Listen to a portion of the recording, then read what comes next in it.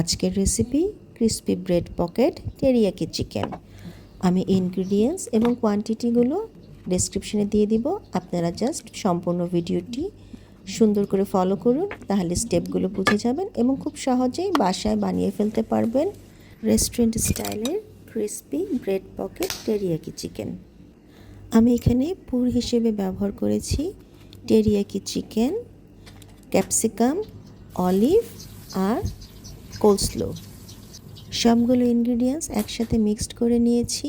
এরপরে আমি bread পকেটটি ready করে এর ভিতরে দিয়েছি স্পাইসি মেয়োনেজ, তার উপর দিয়েছি লেটুস এবং আমার মিক্সড করে রাখা চিকেন টেরিয়াকি। এই তো হয়ে গেল আমার crispy bread pocket teriyaki chicken. ফিলিংটা আপনারা আপনাদের পছন্দ মতন করে নিতে পারেন, তবে আমার কাছে এটাই বেস্ট মনে হয়েছে। এতক্ষণ আমার সাথে থাকার জন্য থ্যাংক ইউ।